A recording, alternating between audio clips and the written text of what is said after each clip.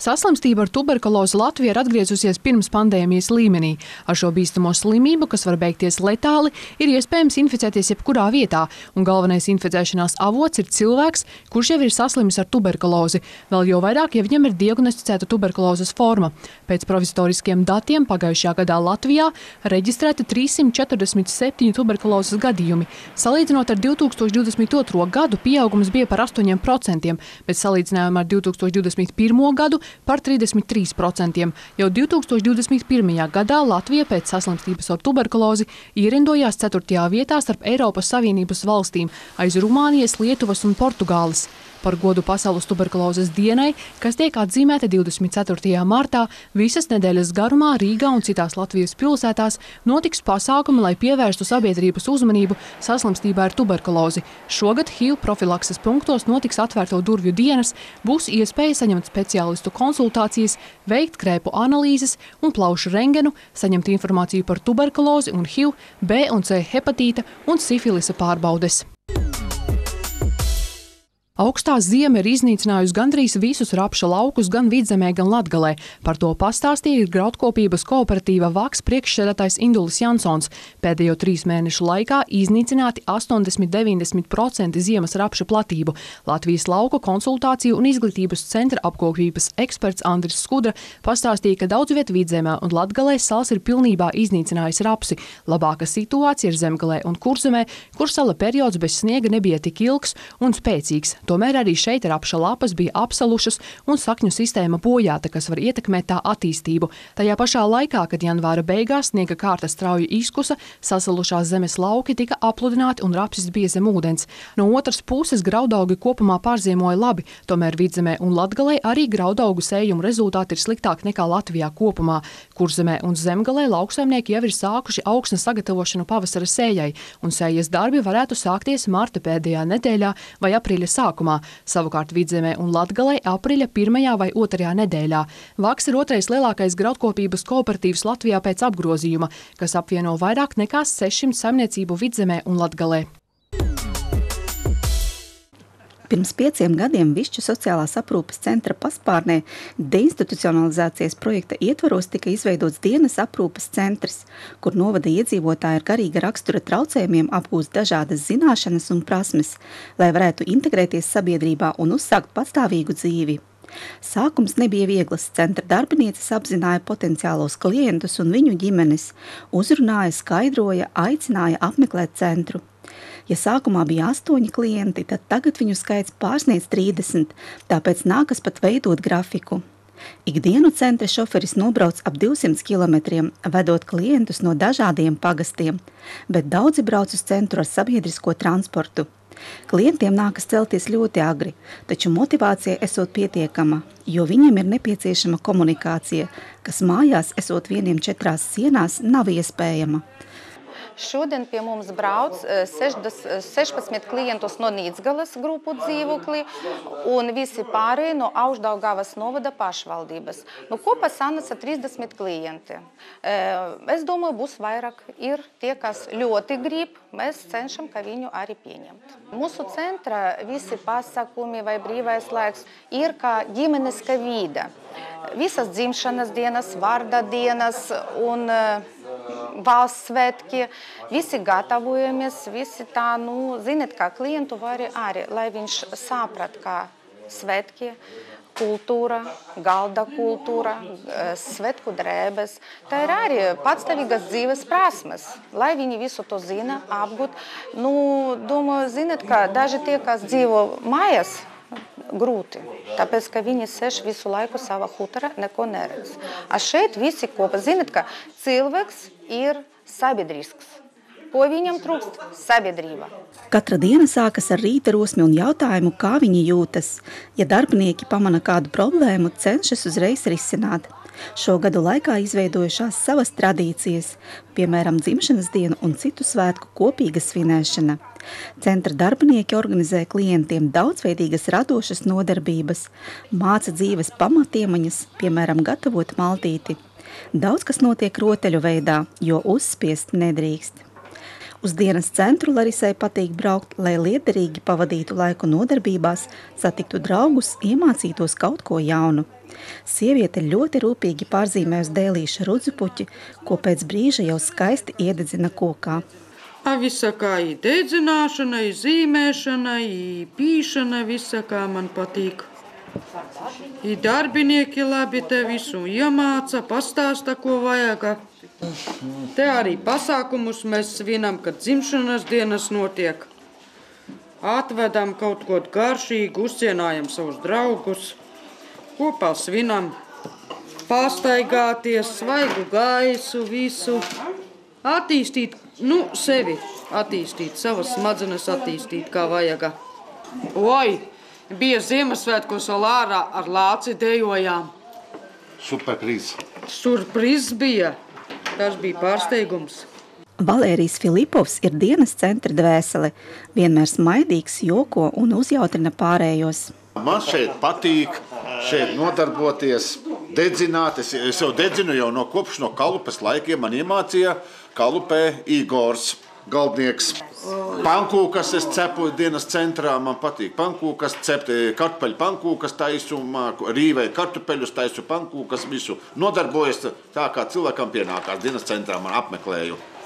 Es esmu ļoti paklausīgs, aktīvs, lustīgs tāds, man patīk humori, te ļoti labi darbinieki uzturās ar mani, apējās, visi man ļoti patīk šeit. Ar klientiem centrā ikdienu darbojas sociālā aprūpētāja, rehabilitētāja un sociālais mentors, kuri sadarbojas ar klientu ģimenes locekļiem, ģimenes ārstiem un pagastu sociālajiem darbiniekiem. Dažkārt centra darbiniecēm esot jānolaižas līdz klientu līmenim, lai spētu viņus labāk izprast. Sociālā aprūpētāja Kristīne pašlaik studē augstskolās sociālajā jomā, bet praktisko pieredzi gūst dienas centrā. Mani piesaista to, ka es varu palīdzēt cilvēkiem. Kā tāda misija, varbūt kaut kur karmā būs kāds plusiņš. Mācīties patīk. Esmu, kā pateikt, sāku es strādāt, nebiju es vispār šajā sfērā. Nekāda man loma nebija. Domāju, būs grūti, bet pēc tam kaut kā iesaistījos ar klientiem, atradu kopīgu valodu, it kā viņi mani pieņem, es pieņemu viņus, un līdz ar to aizgāju. Un, jā, kolektīvs tas ir, nav vārdu tiešām ļoti labs. Iesaistīja, ievirzīja mācībās, tā pateiksim, vadītāja, paldies! Un, ļoti priecīga esmu. Kristīne palīdz novadīt virtuves nodarbības, kas centrā notiek 2 reizes nedēļā. Klienti mācās gatavot maltīti no produktiem, ko sarūpējuši sponsori. Rosīties virtuvē patīk Valijai. Viņa ar lielu rūpību mizo kartupeļus salātiem, taču ar prieku iesaistās jebkurās citās nodarbībās. Tieši šeit Valija satikusi savu sirds draugu Jāni. Mēs gatavojam. Man arī patīk krāsot, zīmēt, adīt. Man patīk ar draugiem satikties, iepazīties.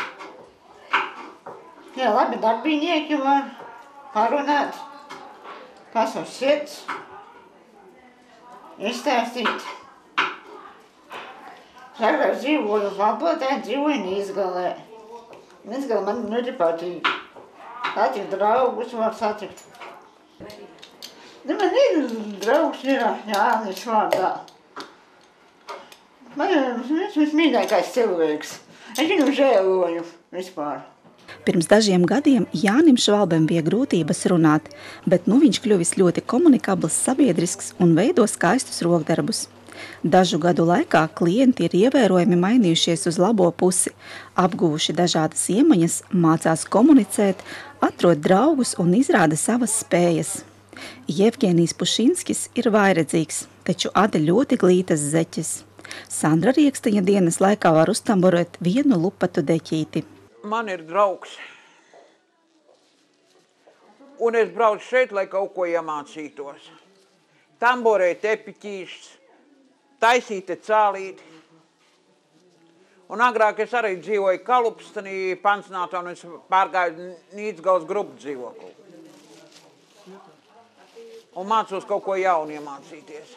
Centra darbinieki regulāri organizē klientiem ekskursijas vai pārgājienus. Šiem cilvēkiem, kas dzīvo nomaļus un atstumti no sabiedrības, tā ir iespēja kaut ko redzēt. Mēs redzam, ka tās pakalpojums ļoti pieprasīts.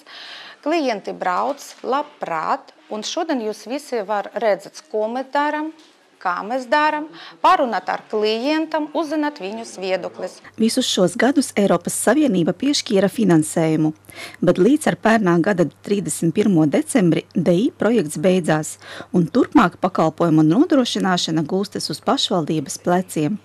Lai arī nepilnā apmērā, bet pakalpojums tiek sniegts arī šogad. Piemēram, pusdienas klientiem vairs netiek nodrošinātas. Tās katrs cenšas ņemt līdzi no mājām un kopīgi ieturēt maltīti, bet darbs ar klientu integrēšanu sabiedrībā turpinās. 2017. gadā Daugavpils novadā tika uzsākts projekts DI, kā tautā sauc īsi, un šī projekta ietveros mēs izveidojām Višķu dienas centru. Šobrīd, 31. decembrī pagājušo gadu, šis projekts ir noslēdzies, bet darbs turpinās. Un pateicoties Augstdaugavas novada vadībai, pateicoties arī sociālajiem dienestam un tiem klientiem, kas apmeklēja šo dienas centru, šis darbs turpinās. Turpinās ar lielāko prieku, ar lielāku spriedzi, jo cilvēkiem ļoti tas patīk. Un mēs, protams, gribētu, lai lielāks finansējums būtu, bet tā kā pašvaldībai ir tiešām grūtības ar finansiālo pusi, mēs labprāt arī pieslēdzam šo klientu tuviniekus, pašus klientus un ziedotājus, nevalstiskās organizācijas, lai šis centrs turpinātu darboties, un tas arī veiksmīgi darbojas. Inese Minova, Guntis Kaminskis, Augstdaugavas novada pašvaldība. Pašvaldības, kas līdz 29. februārim būs pieņēmušas lēmumu par vispārējās vidējās izglītības iestāžu tīkla sakārtošanu, varēs saņemt atveseļošanās fonda finansējumu 7 338 739 eiro apmērā. Pērn novembrī valdība nolēma noteikt atveseļošanās fonda finansējumu 24 552 000 eiro apmērā 9 pašvaldībām, kas līdz 30. jūnijam pieņēma un saskaņošanai nozares ministrijā iesniedza pašvaldības domes lēmumu par visaptverošu vispārējās vidējās izglītības iestāžu reorganizāciju.